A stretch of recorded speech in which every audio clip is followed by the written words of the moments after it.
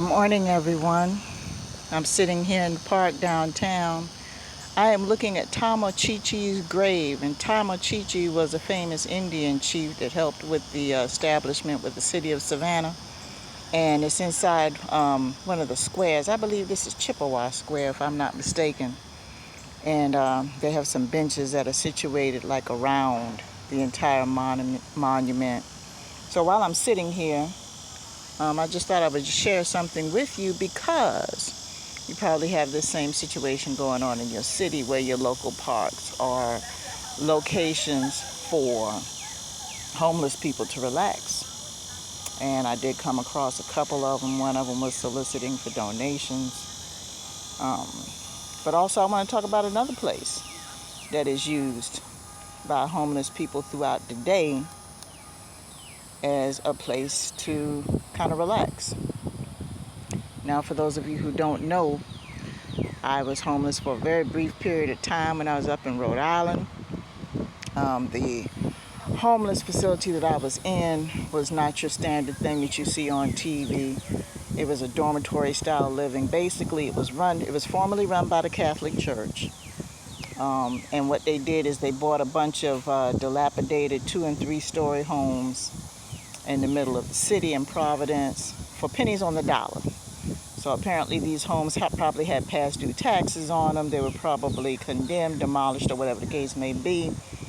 And of course the Catholic Church went ahead and bought the facilities, had them rehabbed on the inside into dormitory type living, where you had the main floor that had the living quarters, the manager's office, the kitchen, and the second and third floors, if there is a third floor, will be parceled out into rooms, and each room would have a minimum of 2 to 3, sometimes 4 beds in it, and a bathroom to house people. So these were live-in situations. Very structured program. So everywhere you go, each homeless program is different. Now, I haven't checked into what's going on here in Savannah. I did pass a couple of missions. And it looks like what the mission is doing is they have it where they could come in for the night.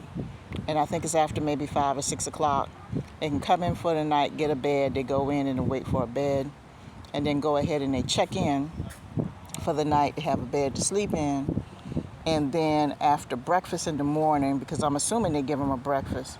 After breakfast in the morning, then they have to leave.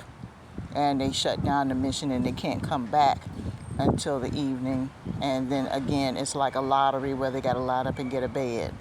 That's my assumption, because it seems like there's more people that are out in the daytime in public places than there are at night, even though there are some that are at night, out at night, but not as many. So it looks like what's happening is a lot of the public places, like the parks, in addition to the parks, the library has become a place that people frequent.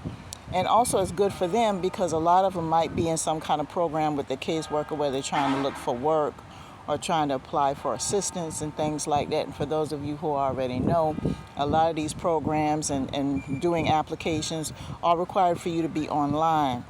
And so going to the public library, all you have to do is just go ahead and sign in, and you can get a computer. Or the ones that are lucky enough to have a smartphone, access to a laptop, they can go ahead and sit down at one of the tables. It has a charging station complete with 3-prong outlets and USB ports for them to hook up all of their peripherals, and they can go ahead and research and look for housing or apply for assistance or maybe do schoolwork. I'm going to let the bell pass.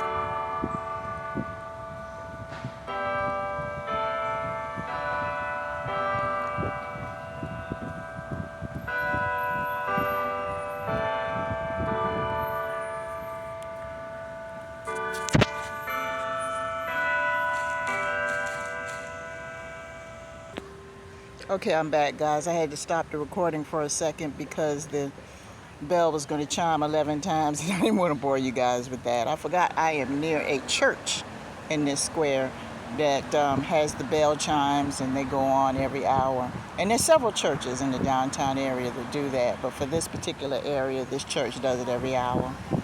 But back to what I was saying about the library, since they have those computer facilities, the main library that I frequent has a complete computer room. It has 3 floors. Only 2 floors are accessible. The first floor is primarily for the children, but the second floor is for the adults.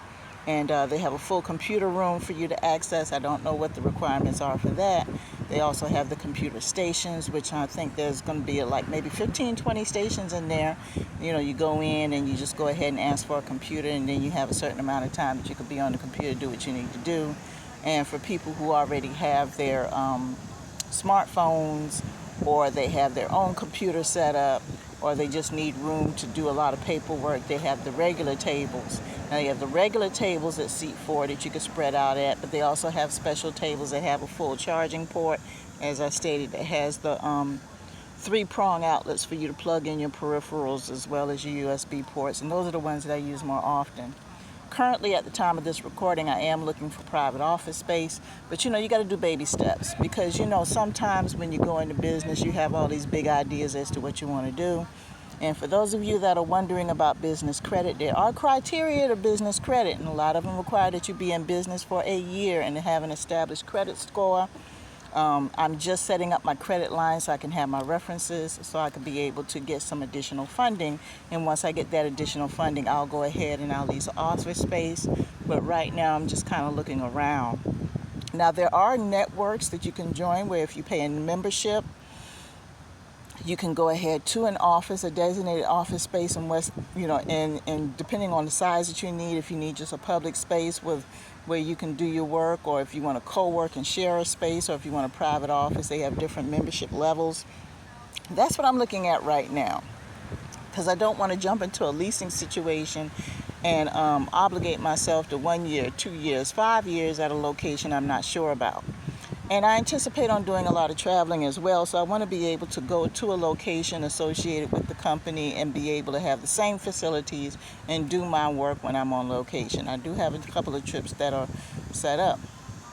So that's basically what the public library has become, and it's gotten to the point where what happens is in the afternoons they have to have a police officer there at the site, because, you know, some people have a tendency to go a little, So in order to keep things in order, make sure people, because you got to understand, this is a library, people. This is not a nightclub.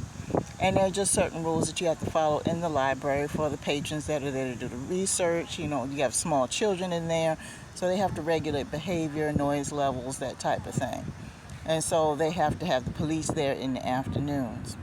I go to the library at this point at least 3 days out of the week, because they do have a faster internet connection from where I live with my sister right now. And also I do have that additional space where I can plug up my peripherals and everything else. And it just allows me to focus a little bit. But I'm to the point now where I am requiring something a little quieter, because there are times in the afternoon where, you know, they get a little rambunctious and the police has to get involved, or an announcement has to be made or something like that. And there are some things that I need total quiet in order to do. And also, you know, for confidentiality reasons. I don't want anybody shoulder surfing over me to see what I'm doing. And also, I don't want people to become too familiar with my presence all the time. I've already been approached by a couple of people who told me that they've seen me around and they've already started asking for money.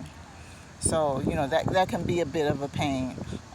Understand that, you know, when I went through my homeless situation, that never occurred to me. I never took a sign and went out and tried to panhandle. That was actually against the policies there. You couldn't earn any income. We did have breaks throughout the day because you had classes and you had groups that you had to participate in, and things that you had to do. So they would line it up based on your situation. And my situation was strictly financial, so I had financial groups to go to, job searching groups, interviews, contacts, and that type of thing.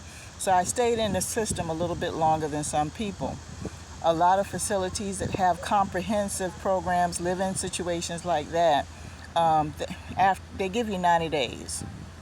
And then after that, they can go up to 180 days. So in other words, between 3 and 6 months, they can go that far. So that's a comprehensive situation. I don't know if they have that here in Savannah, to be honest with you. It just, you know, in Providence, the homeless rate is a little bit higher. I want to say it's maybe like 30%, maybe a little bit more. So it's a prevalent problem, and they have, several programs that are associated with either the Catholic Church or other nonprofit organizations that are willing to put these people up for, a residence, which is good for them. But understand this, they're not just sitting around twiddling their thumbs. They have in-house training programs for construction, cooking. They also have other programs, educational programs, where they partner up with some of the schools if you want to get your GED, if you want to start community college, because a lot of those facilities, the the institutions, and a lot of the employers that are associated that donate to these organizations are also partners with them, and a lot of the people who graduate or move on from the program wind up working for those organizations. So it's basically one hand washing the other. I don't think they have that here, because a situation like that, it takes a ton of money to run. You can't just assume that the government's going to pay everything, because, when it comes to these nonprofit organizations, and you ask anybody who runs a food bank or a mission or anything like that, it's not like back in the day when I was a little kid, where all you had to do is just say you wanted to do that. I want to do a 503B is what they call it? Yeah, 503B charitable organization, and all of a sudden, the government's willing to foot the bill. The government's not footing the bill for a lot of these programs anymore. They're not. So they have to outsource. They have to go to the bank and apply for loans and credit and things like that to keep these things running. And it's rough when you've got a whole bunch of people who are not self-sufficient, who need your assistance for simple things like food and shelter and clothing, and they're coming in, and unfortunately, because of the economy, it's steady going up. So what's happening is that, if you don't have a facility that's comprehensive, that allows them to be in the facility all day long trying to improve their situation, then after breakfast or after a certain time of the morning, they have to leave and then come back in the evening, and then they have to stand in line for a bed, because the bed that they had the night before is not going to be the same bed that they may get today. It's basically first come, first serve for a lot of them. And some of them don't make it. So it just depends. But I can tell, because the library closes at a certain time and I leave at a certain time. And when I leave at a certain time, I see a lot of them starting to pack up their things and head back on down, because there is a mission about, I want to say 3 or 4 blocks away from the main library. There's a mission there, and I'm thinking a lot of them are coming from there. But according to my sister, she said there's another one that's not too far away, on the way to the downtown area here. But I'm glad these systems are out here, but the thing is, it seems like it's not enough because of the economy and what's going on. A lot of people are homeless, and the truth is the truth. This is not a PSA about homelessness, because all you have to do is go online, go on YouTube or any search engine. You can find out all the information you want to know of what's going on in what city and where, because somebody's giving a testimony. But I just say this to say this: don't be surprised if you're one that frequents your local library. You don't be surprised if you see somebody coming in with a grocery cart, or some kind of with a whole bunch of bags and things like that, because those are usually signs of people who are homeless, because they're carrying all their belongings with them and they just need somewhere cool. I'm here in Savannah, Georgia, and this time of the year right now, at the time of this recording, is July 2025, one of the hottest months of the year, which means we got at least 2 more months of this. It doesn't start to cool down until September, maybe early October, and people can't be outside all day long. They'll die of heat stroke. The truth is the truth. So the public library has been designated as a cooling center. So that way you could come in and they can't turn anybody away because it's a public place. So it's designated as a cooling center, and people can come in and cool off as long as they abide by the conduct rules that are designated. And for some of them that are battling addiction and mental illness and conduct problems, they can't do that. And that's why the police presence is necessary. So I'm going to go ahead and let you guys go, but I just wanted to give you some insight and intel as to what's going on. If you're a student that's getting ready to go to the that goes to the library a lot because you need to study, and you go to your main branch library and you see a lot of people in there, you're probably going to see some police or security presence as well. That's just what's going on in the times right now, people. And until something changes in the economy, that's the way it's going to be, and the numbers are going to increase. And I'm not saying this to be negative. I'm just simply watching the trends because I feel I need to do so. I just pray that something happens that changes the trajectory of the people who are in charge, so to speak, so they can show a little bit more compassion and establish some type of cap or control in regards to prices, consumer prices, housing prices, and things like that, so that way people can live.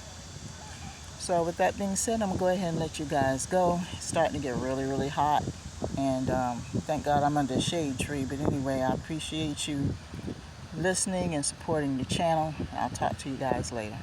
Bye.